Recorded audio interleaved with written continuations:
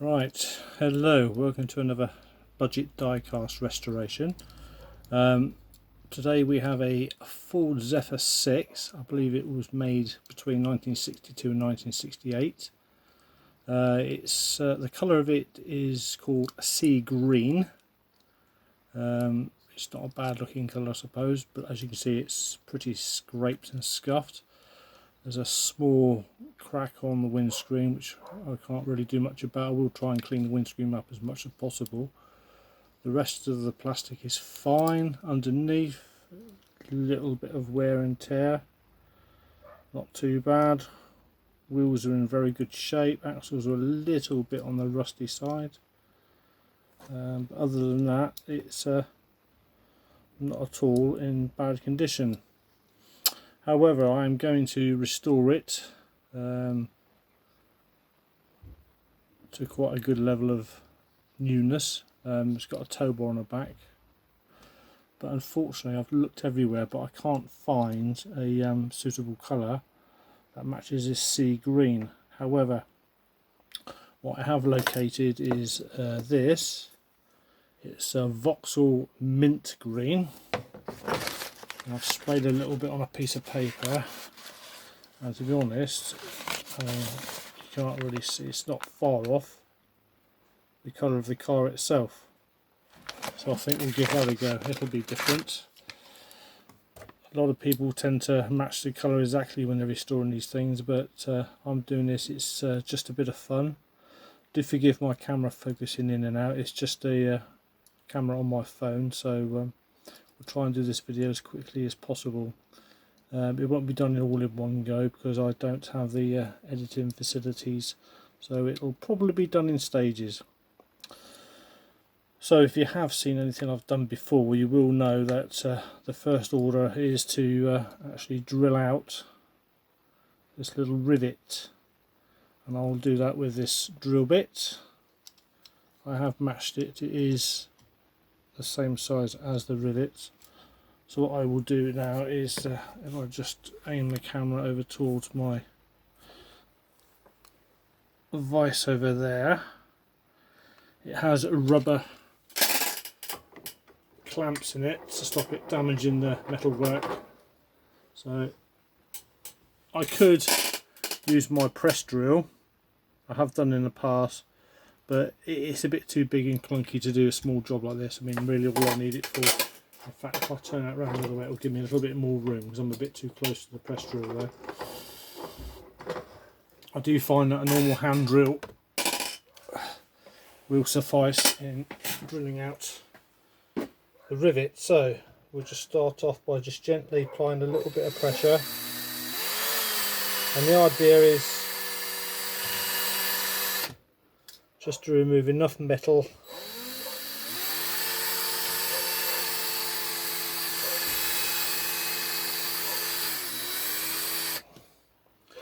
to be able to release the bottom of the car. As you can see, when the camera decides to focus, I've just literally drilled off the top of that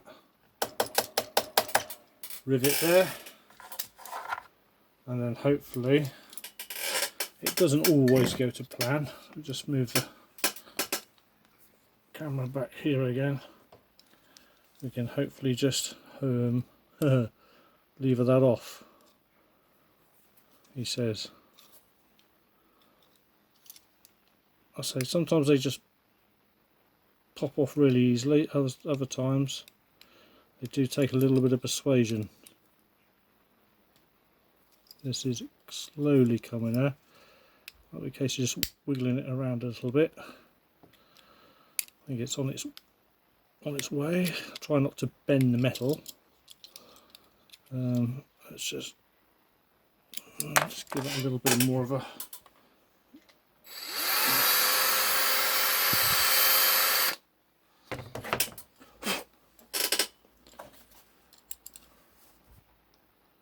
I can guarantee if I wasn't filming this it would pop off easily, but as usual, come on,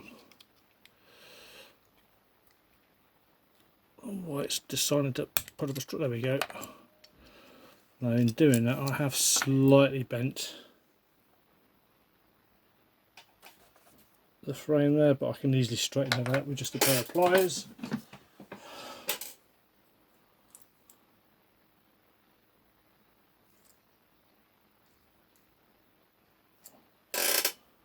And I'm doing this off screen a minute, just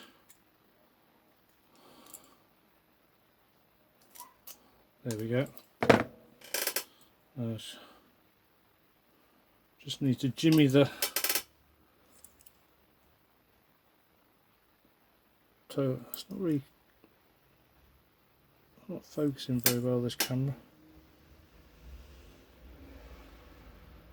There we go, it's nice and straight. So the next order of detail is to just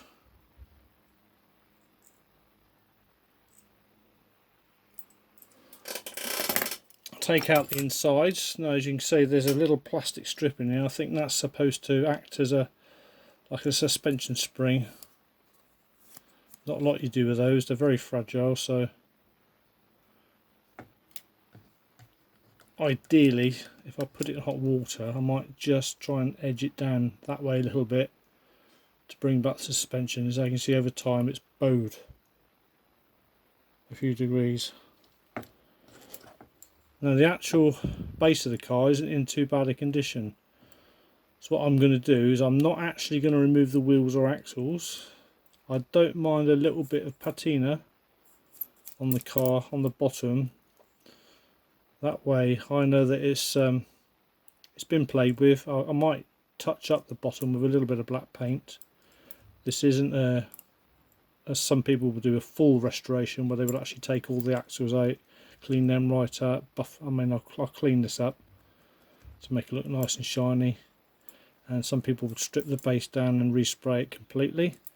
I'm not going to do that. All I'm really interested in, as it's going to be sat on a shelf, is I really just want to get the top part looking as good as possible, and we'll smarten up the bottom as much as I can with maybe just a little touch up of black paint. Now the insert comes out pretty easily. When Matchbox mould these things, it comes out of the tool in that position, and obviously in the manufacturer's department when they make these things all they do is clip the steering wheel there. That will get a bit of a clean because I don't know if you can see it, it is pretty dusty, it's pretty grubby inside. The actual glass insert, the plastic insert, isn't in too bad a condition. So it's number 33, Zephyr, so it actually indicates on the screen which model it is. So Zephyr number 33. I've even got an arrow to let you know which way is the forward screen. So the actual model itself hasn't got any major deformities. Sometimes these castings come out with all sorts of dents and craters and excess bits of alloy hanging off from the Matchbox Leslie in the early days. They were pretty good. I mean, some of the really early stuff that didn't have the plastic windscreens and inserts were a little cruder, but this seems to be quite a decent moulding.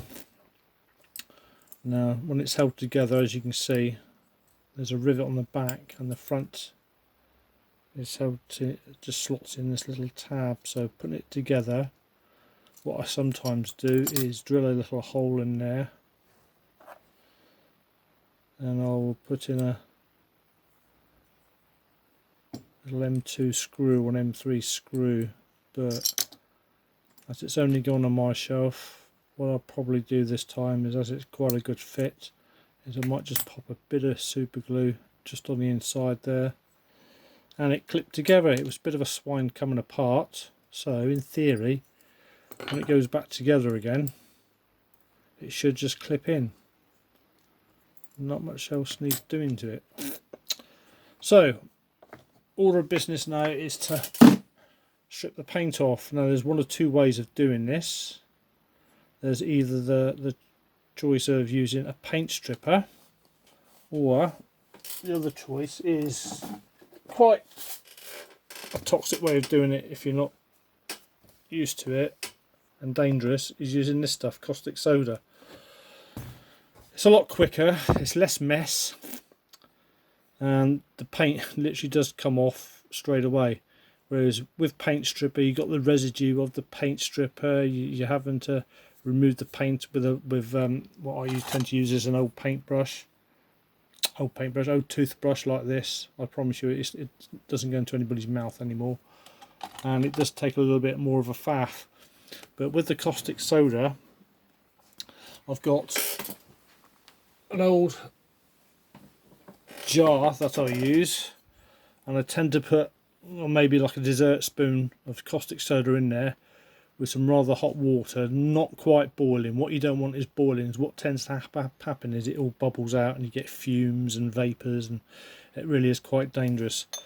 So as a general rule of thumb, drop the lid, I tend to just put, if I use a cap,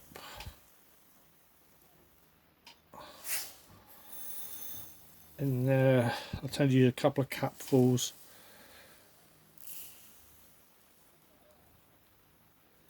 just heaped in there like that, and that should be enough to remove the paint. So it was raining outside, I don't think it is anymore. What I'm going to do is I generally do this outside to prevent any dangerous fumes being inhaled, and also the sensible thing to do is when you're handling this stuff is, in my workshop here I've got some vinyl gloves which I tend to put on, because if this stuff gets on your hands it does burn, and it will actually eat through certain rubbers, and I find the vinyl gloves are pretty good. So if you just bear with me a moment, I'm just going to boil the kettle and get some hot water in here. Okay, so what I'm actually wearing is a filter mask. You won't be able to see that, but I've got all the doors and windows open, and you can see the sort of reaction. I've got it in a tray in case it spills over. So as you can see, it does fizz and bubble a bit. Just put a little bit in, just gently. Make sure you've got plenty of ventilation when you're doing this. I say it's just a little bit under boiling point, this. Don't need much more than that.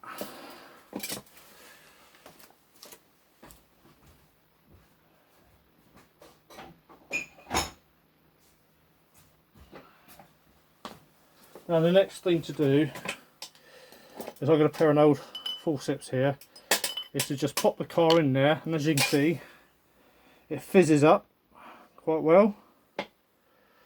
There's a reaction between the caustic soda and the paint. It's not bubbling over, but you can see plenty of bubbles. The paint is lifting off, I can see it floating around. If I can just grab it, you can see it.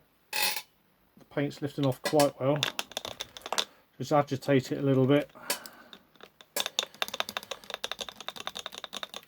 Just going to give it just a few more seconds, and then what I'm going to do then is I need to rinse it off with some warm soapy water. So using an old container, used to carry car washing.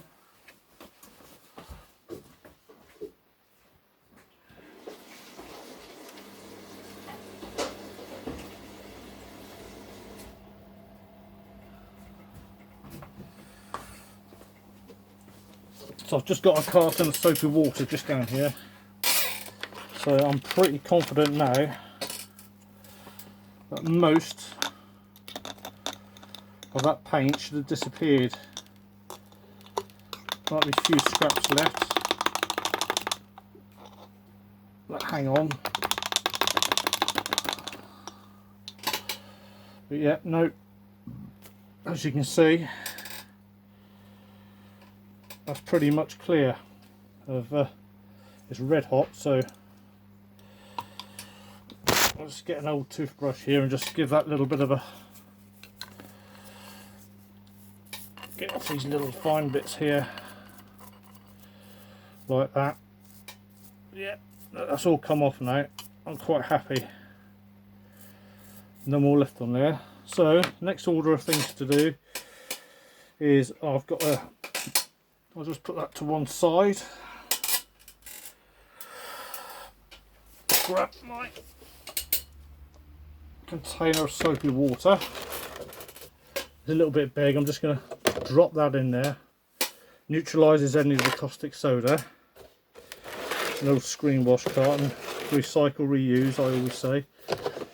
Give it a bit of a rinse off. Get the toothbrush. It's probably a little bit big for what I'm doing. You can use any plastic container, really. Okay. A little bit more of a rinse off, and that didn't take long at all. It's a lot quicker than using paint stripper and a lot less messy. So what I'm going to do now is just quickly run into the kitchen, rinse this under cold water and dry it off, and the next time you see this car it should be nice and dry. Okay, so the car is out of the suds. Just normal bit of kitchen towel just to give it a good old dry, and as you can see, without the paint on, it does actually look like a pretty good casting. Over time, even under the paint, obviously, I don't know if the right word is oxidizing, but the alloy does become discoloured. As you can see, it's like a greyish sort of colour. But what we can do in order to spray that is to give it a good old buff. Let me just move this up the way with a wire wheel. Now what I use, I just remembered I've still got this mask on. What I tend to do is to make sure I've got prescription safety glasses, something you must wear, and I've got my mask, especially when I'm spraying and using chemicals. Always wear some sort of mask, preferably filtered. And the most important thing is, when you're using the trusty, well, people call them Dremels, but this isn't a Dremel, it's a Parkside rotary tool. I have featured it and its various problems on one of my previous videos. And what I'm going to use to just buff up this model is this brass brush wheel. Now, one of the reasons is to have safety glasses, as these tiny little brushes, boy do they come off. They fly off and they end up absolutely everywhere. I have found them embedded in my t-shirts, in the backs of my hands. I've stood on them. When they come off, they come off. Now, I used to work in a night theatre, and I've seen similar things end up in people's eyes with corneal abrasions, all sorts of problems. That gets into your eye, you know about it. So always wear safety glasses, and hopefully you should be free from any sort of damage. Now, what I tend to do is pop it on a medium setting, so I don't want to damage the casting. So I've got this on about 4. If it doesn't do the job, I shall turn it up. A bit noisy, but basically all you want to do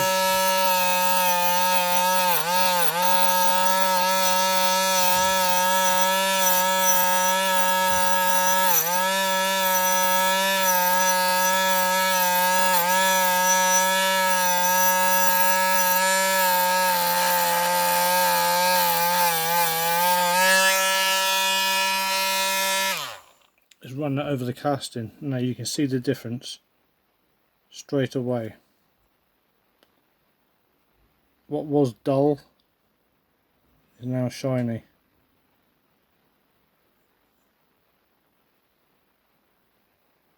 Now what I'm going to do is I'm going to go over the whole car, do that.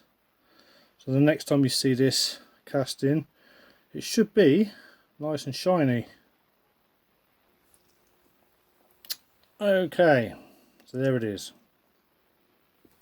Now if my camera focuses properly, does get there in the end, you can see that it is really shiny surface compared to what it used to look like. And as a fellow restorer says, I'm happy with that. That's come up really well. So the next order of things is to just give it a good clean, because it's had my grubby little fingers on it. So what I'll do is just use a little bit of kitchen towel, just a little bit of spirit, or these are acrylic thinners, and I'm just going to just give it a bit of a wipe over, just to remove any debris. See it, black stuff on there. So if I don't clean this and get it nice and free of grease, then when I go to put the primer on, it won't work. It will just flake off. So just a bit of a degrease here. Try not to touch it again with my hands, and just let it just evaporate a little bit.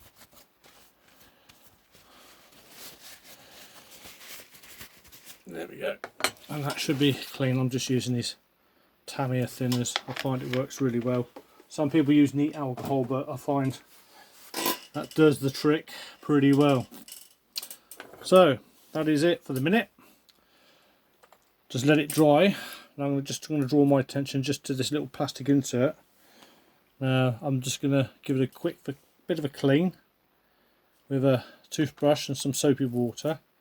Just get rid of all this debris. So like a twit, I've left me bowl of soapy water outside, so I'll be back in a moment and clean it.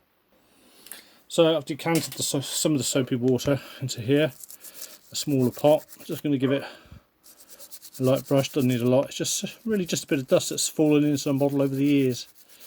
It does need an awful lot of scrubbing. Again, an old toothbrush. Now I'm sad enough to have a colour coded system. I try not to use the same toothbrush on chemicals as I do when I do my cleaning. So the red one, believe it or not, you would have thought I'd use for dangerous chemicals, but it's not. It's my one I use for soapy water, and the one I do use for the chemicals, for the acid and stuff, the soda, is the purple one. And as you can see, the bristles have been melted by the caustic soda. That's why you really don't want to get it on your hands. Mind you saying that, they're pretty worn down as well. So that's looking pretty good. Give it a bit of a rinse. Just dab it off in a bit of ordinary kitchen towel. Now, have the wife's permission please before you start using all of a kitchen towel. I have been reprimanded in the past for using the last sheet, and I get into a lot of trouble and end up having to go out and buy some. But luckily we do seem to have plenty in the house. So I don't know if you can see that, but that is 10 times better, just like it came out of the factory. And you can also do the same thing with the plastic insert. Over the 50 odd years, like I said, this model was made between 1962 and 1968. 1968 being a good year, as it was the year I was brought into this world, kicking and screaming, and I intend to go out the same way. I think. Who wants to go quietly, eh? Make the most of it. So again, just give it a bit of a brush, just nice and gentle.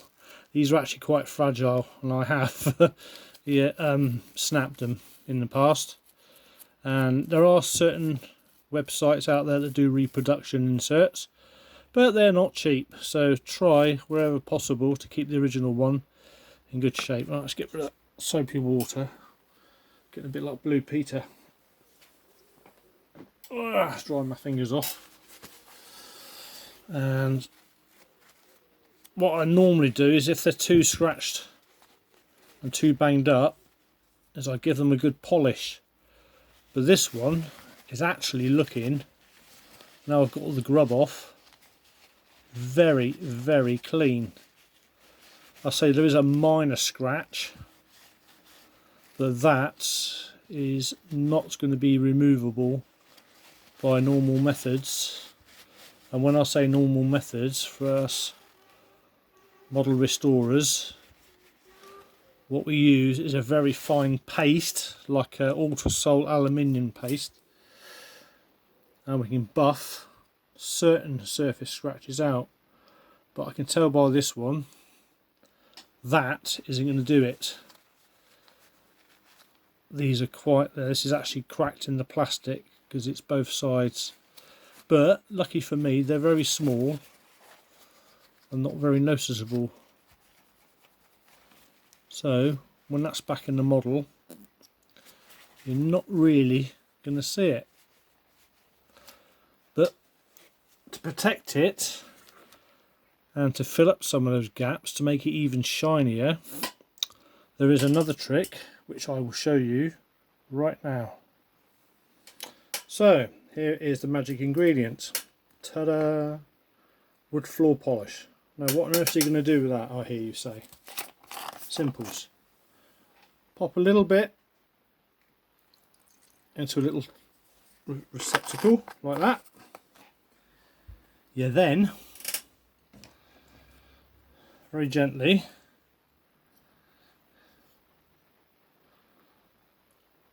find somewhere to grab it, but I'm not going to damage it. Just dip the plastic moulding in the floor polish, shake off any excess. Now what that does, it leaves a coating actually on the plastic, a very fine, almost like cellulose coating. And you can tell that, just make sure you got no bubbles in it, because if it dries with bubbles in it, it will show up. So the best thing to do is just to wick out any excess from the corners. That's looking pretty good. And the next thing to do, to stop any dust, I've got this little container which a pair of earphones came into, is just pop that down like that, stop any dust from getting onto it. Close it up, give it an hour or so, and that will dry and it will act like another plastic coating. It's a tried and tested method and it works really, really well. Now what I'm going to do is, again, waste not, want not. There's nothing wrong with that. I'm just out of camera here, pouring it back into the bottle. Although it's cheap, it's only about £1 this stuff for a whole litre. It will last for years. Just dry out the container and then I can use it again and again and again. Great thing of working in a hospital is, and especially in operating theatres, you get to keep items that are usually chucked away. Like this, there's a galley pot. It was never used. Probably dropped on the floor by the scrub nurse or opened in error. You never know, but comes in useful for little jobs like this. Now then, as I was saying earlier on about this little plastic insert, it is a little bit on the bent side. So what I'm going to do is I'm going to get a little bit of hot water in this little receiver and I'm just going to try and straighten it out a little bit. So just bear with me. So here we go. So very hot water. So what I intend to do is just to heat this up in here, just to get it pliable. If I try straightening it up when it's stone cold, it will snap, and we don't want that. It's over 50 years old, so the last thing I want to do is bugger it right up by snapping it. So that should be enough. So I'm going to lay it down the opposite side and place a very heavy 6-volt battery on top. And by the time it cools down, if the magic works, it should be straighter, we hope. Now then, whilst that's drying off a little bit, I've noticed that the tow bar on the back of this model is slightly askew. Might have happened when I was getting the rear off, so I'm just going to try and straighten that up a little bit.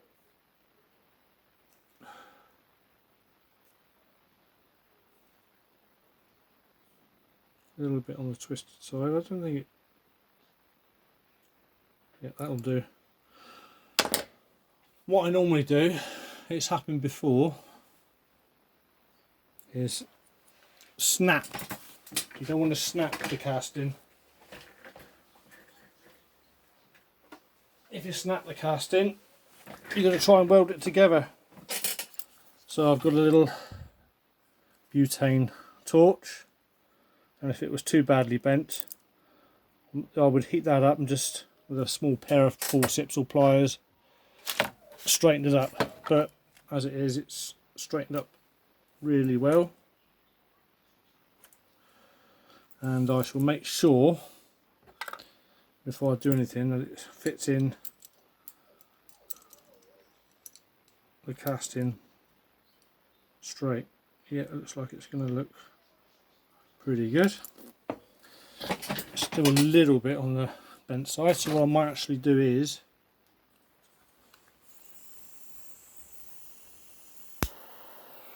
heat that up very gently. If you heat it up too much, it will melt.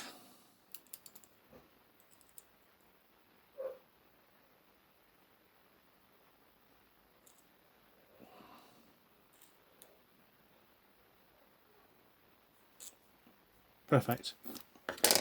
Yep, so that does come in handy. Right, now, so with that battery, oh, stuck to the bottom, out of the way. It's a little better. It's a lot straighter than it was, so we can still use that.